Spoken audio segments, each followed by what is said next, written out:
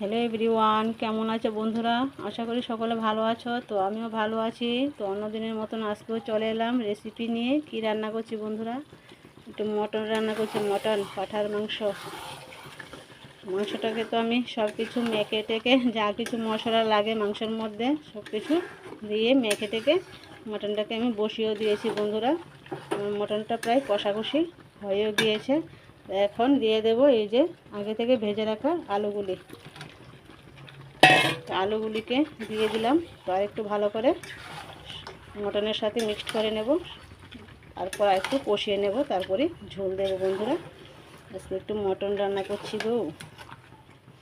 হাজব্যান্ডের খেতে ইচ্ছে হলো মটন, তো নিয়ে আসলো।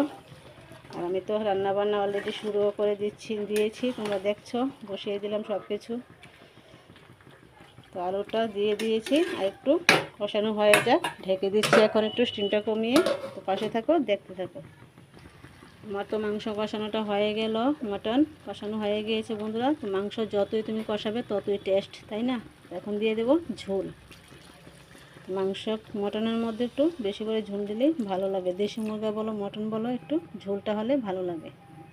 এখন ভালো করে একটু নাড়াচাড়া করে দিই ঝোলটাকে। তারপর এলাচির গুঁড়োটা দেবো, দিয়ে দিলেই ব্যাস মটন রেডি। তো ঝোলটা পাক উঠে যাক, তারপরে এলাচির গুঁড়োটা দেবো।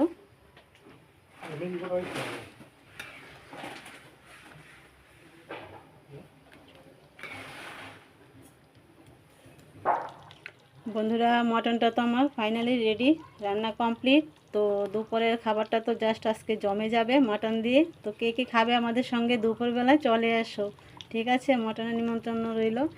আর আজকের রেসিপিটা কেমন হলো অবশ্যই কমেন্ট করে জানাবে। তো সবাই ভালো থাকবে, সুস্থ থাকবে। দেখা হচ্ছে নেক্সট কোনো ভিডিওতে। সবাইকে আবারও শুভ দুপুরে অনেক অনেক শুভেচ্ছা। বা